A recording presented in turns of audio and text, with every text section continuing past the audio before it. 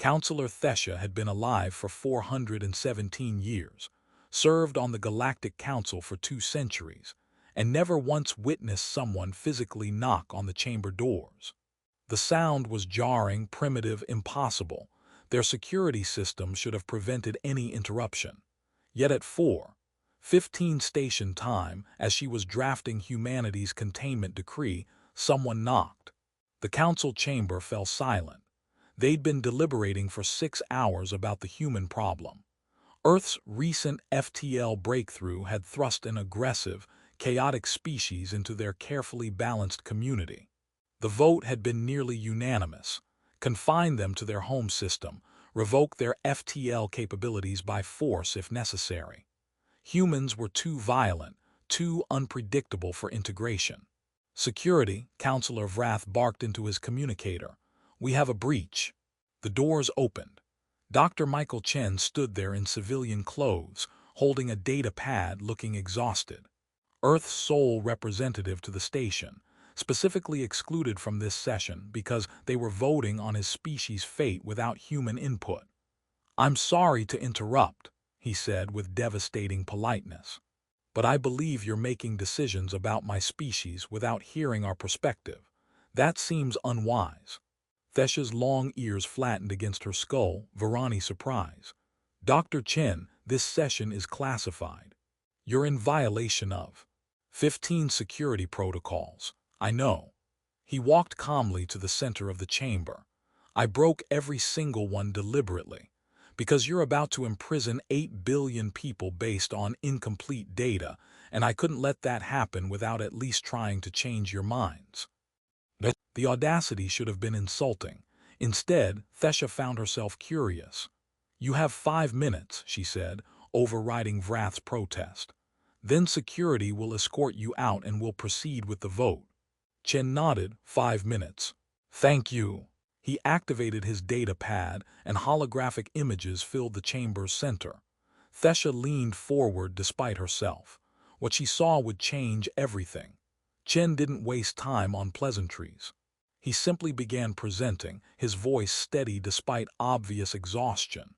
"You're voting to confine humanity based on our violent history. That's fair. We've been violent. But you're making your decision with incomplete data."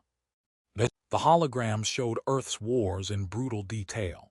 Thessia had seen these images before: nuclear detonations, cities burning, millions dead. This was why the Council feared humanity. Then Chen shifted the presentation. "You see our capacity for violence, but you're not seeing our capacity for restraint." New images appeared: soldiers lowering weapons despite orders, scientists destroying research rather than weaponizing it, nations choosing negotiation over annihilation. Every species in this council achieved space travel after unifying your home worlds. Humanity achieved it while still divided into competing nations, with enough nuclear weapons to destroy our planet 20 times over. We didn't use them, we chose not to."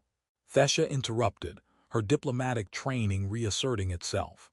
"That's self-preservation, Dr. Chen. Fear of mutual destruction isn't morality, it's survival instinct." Chen turned to face her directly. "Then explain the Sarajevo ceasefire of 2029.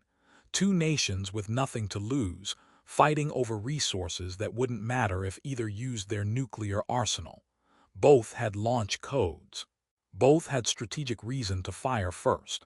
They chose negotiation instead, knowing it cost them military advantage."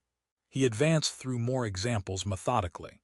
The pandemic accords where competing corporations shared research while millions died. Field commanders refusing to fire on civilians despite tactical benefit. Scientists sabotaging weapons programs from inside. "You're right to be cautious," Chen said. "We're dangerous, but we're also capable of choosing not to be.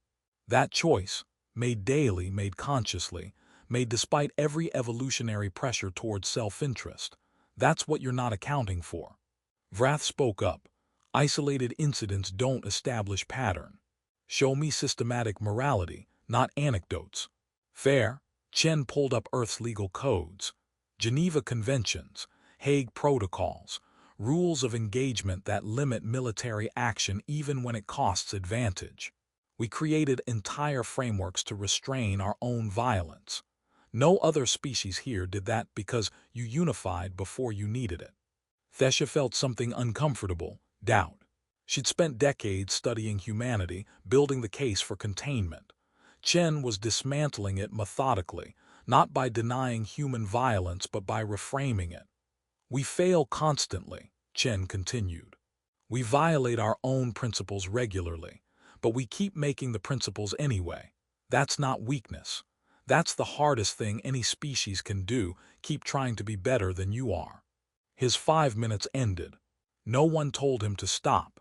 Chen displayed another data set: human rights movements, abolition, suffrage expansion, war crime tribunals. Every advance was opposed by humans who benefited from the status quo. Change happened because other humans fought for it at enormous personal cost. We're a species in constant argument with ourselves about what we should be. Thessia's ears angled forward, deep consideration. Doctor. Chen, I've studied humanity for decades. Your species violates every treaty you create. Yes, he didn't flinch. We fail constantly, but we keep trying. That endless moral struggle, that's what you're missing when you evaluate us. Thessia found herself asking the question that had been bothering her since he arrived. Why come at 4:15 in the morning? Why not wait for official channels? Chen's smile was tired. Because I'm human. We're impulsive and dramatic, and we don't follow proper procedure. But also because waiting for official channels meant accepting that you decide without hearing us. That seemed wrong. So I broke 15 security protocols, probably destroyed my career, and came anyway. You risked everything for a presentation. I risked everything to be heard. There's a difference. Something clicked in Thessia's understanding. She'd been evaluating humanity as a finished product, comparing them to species who'd already resolved their moral contradictions. Chen was showing her a species still actively wrestling with what they wanted to become. You're asking us to trust you, she said slowly. But trust requires consistency. How can we trust a species that can't trust itself? You can't, Chen admitted. Not completely, but you can trust that we'll keep trying. That we'll keep building those frameworks, keep having those arguments, keep choosing the harder right over the easier wrong. Most of the time. Enough of the time. He paused. You're asking if humanity deserves integration. I'm saying we deserve the chance to prove we do. That's not the same thing. Vrath growled. And if you fail, if human violence escalates, then you were right to be cautious and will face consequences. Chen met the Keldan's gaze steadily. But making that decision now, without giving us the chance, that's not justice. That's fear. The chamber went silent. Thessia realized her entire carefully constructed argument for containment had been built on assuming humanity was static. Chen had shown her a species still evolving, still struggling, still choosing, still dangerous, but also still trying. The council will deliberate, she announced. Dr. Chen, you'll wait outside. He nodded and left. The doors closed behind him with a solid thunk, not the whisper of modern systems, but the weight of something older. Thessia looked at her fellow councillors and saw her own uncertainty reflected back. 3 hours later, the vote failed. Not unanimously. Vrath and 2 others still advocated containment. But enough had shifted that humanity received something unprecedented: probationary integration. Provisional council membership with oversight, regular evaluations, immediate sanctions if violence escalated. Not the welcome Earth hoped for, but not imprisonment either. Chen was summoned at 800 hours, looking even more exhausted. Thessia delivered the verdict formally, watching his reaction. He didn't celebrate, just nodded, processing. Thank you for listening, he said quietly. That's all we asked for, a chance to prove ourselves. Later, Thessia found him on the observation deck, staring at Earth below. That was either brilliant strategy or reckless desperation, she said, joining him. Which was it? Honestly, both. He didn't look away from the planet. I knew the vote was happening. I knew we'd lose. So I gambled that showing up and being undeniably, frustratingly human might work better than perfect diplomacy. You manipulated us. I showed you the truth. Those aren't the same thing. Thessia's ears twitched, Verani amusement. You realize you've made yourself personally responsible for humanity's behavior. If your species fails probation, it reflects on you. I know, his voice was quiet. But if we succeed, if we prove we can be part of this community, that's worth the risk. They stood watching Earth rotate slowly below, blues and greens and clouds swirling in patterns that never repeated. Your people are exhausting, Thessia said finally. All that moral struggle, that constant self-examination, it must be tiring. It is, Chen smiled slightly, but it's also what makes us human. We're never satisfied with who we are. We're always trying to become something better. Sometimes we fail, sometimes we succeed, but we keep trying. Thessia considered this, her centuries of certainty cracked by one human's 4:15 a.m. interruption. She'd spent her life believing that evolved species had resolved their moral questions.